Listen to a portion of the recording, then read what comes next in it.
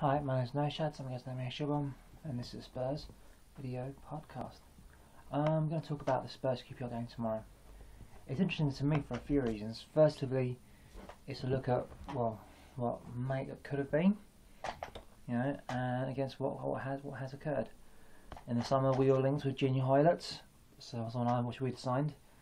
Player I wish she had signed. I think he was a very player fit and well-known model, young, talented, good resale value.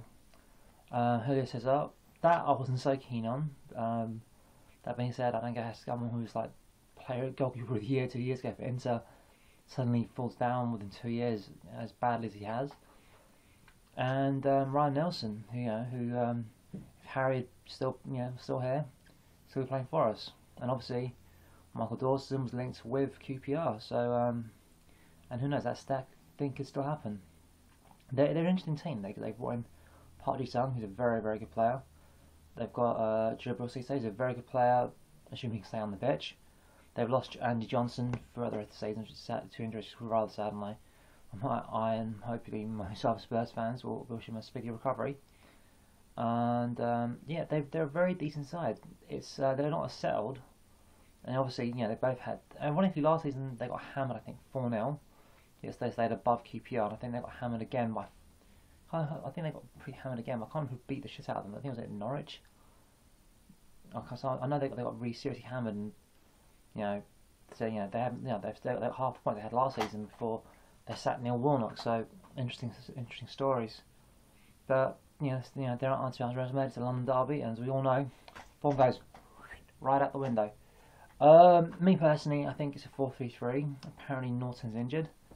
He's apparently walking around with crutches and a protective boot, so you got to kind of hope that it's only a protective measure. He's not injured for too long, and he'll be back pretty soon. If he is injured, then I guess it'll be about 4 of Walker, Corker, Gallas, and Vertonghen. I would like to persist if you got Loris in goal. Look, I'm grateful to Brad Friedel. I think he's a very good goalkeeper. And the experience, and as well as the yoga and Pilates which he's brought along to the club, definitely I think it's very and he's shown professionalism. The guy's early 40s, and he's playing at the highest level, and a lot of it's due to his obviously his position, but his diet and everything. He's a model professional. I think a lot of Spurs players can look to him and say, wow, his position, but he looks after himself. And obviously he's had this incredible record of consecutive Premier League appearances. Sentiments aside, I would love for that to happen, but given that our next time is against QPR and we need to get Hugo Lloris settled in quicker rather than sooner, I think a home tie against QPR, massive tie against Man United, not tomorrow, but a week on Saturday week, next Saturday. It's you don't want Hugo Lloris making his debut then. I'd rather him coming to getting the chance. He's already played in front of the White Hart Lane fans, getting used to the Premier League. Obviously it's a lot faster, and I just want to get used to it a little bit. And if he cuts himself well, who knows? And he makes his debut. He makes his away team debut at Man United. But making his Premier League debut against Man United, nah, I don't really like the idea. I think same midfield and attack as we had against Reading last week. I think he worked very, very well. I think they'll look to bring on Clint Dempsey a little bit earlier than they did last time. I think he's shown he's match fit. He played I think he played 80 odd minutes. He's obviously fit, and if as long as the London does his job properly, who knows that inside inward cross, the diagonal curve inward, to attack it. From either him or Aaron Lennon, because Bale, Lennon. It'll be interesting because obviously you've got Bale going up against, I think, Fabio? No, sorry, Baswinga, and you've got Aaron Lennon, I'll get my words out eventually, going up against Fabio. So, not the Fabio I'm thinking of, not the model, not that I think of, male models, or all the time anyway.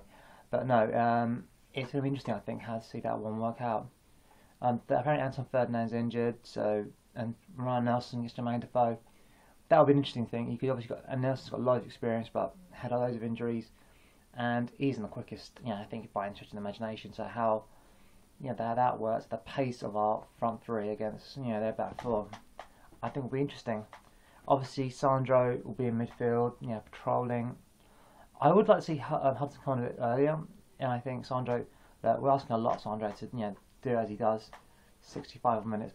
I think the combination of I like to see how say Hudson and Dembele play together, because obviously you've got Hudson's long ball, ability to pass over range, and you've got the ability of Dembele to run over range. And I think we need to see how that mixture goes. I think we'll sort of see it in the second half. And hopefully also added by Adebayor. Apparently he's still got a tight hamstring, so that's a 50-50. But we need him to be match fit. Obviously, because when we're going against Man United, if Jermaine Defoe's a stinker, I'm not saying he will do, but we need to have a plan B on that bench. But no, I'm looking very confident. I'm going to go for a 2-1 win to us. And Mo Farah, I mean, the guy's an Arsenal fan. He managed to back us, so I think that says a lot, really. But yeah, I'm going to go with 2-1 to us. In terms of do I think what I think Mark Hughes, he gets a lot of stick. I don't know why.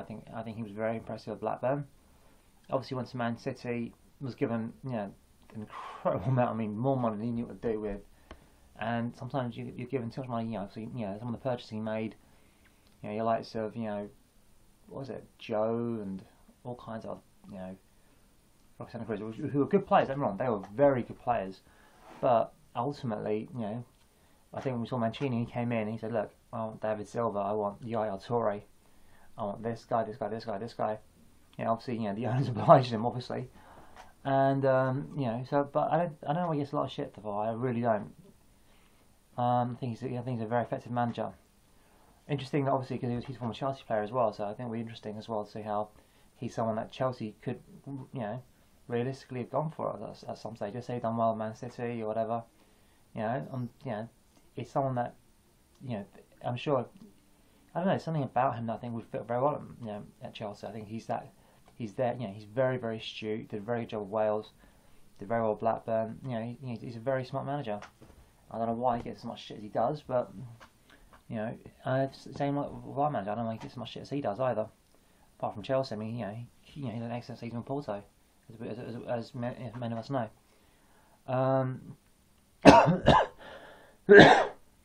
One of the things I did look at, there's a really good independent that talks about the balance in midfield and how we've got basically Dembele trying to be both Rafa and Luka.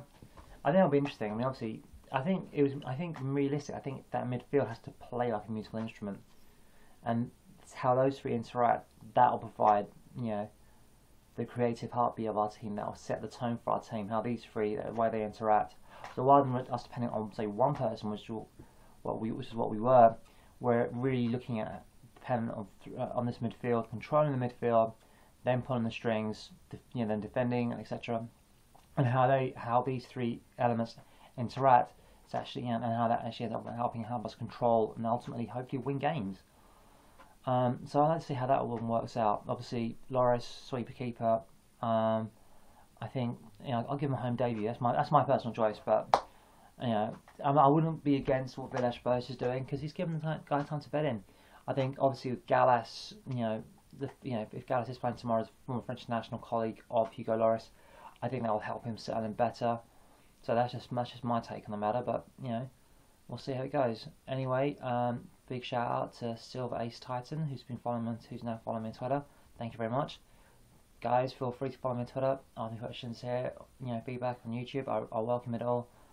Join my Spurs Forum.co.uk. That's a message board I frequently post on. One of the guys I like chatting with the most, I call Jerry McCollum, known as Mary Jack, or he's called Greasy on a Spurs message board, which I am not allowed at liberty to talk about.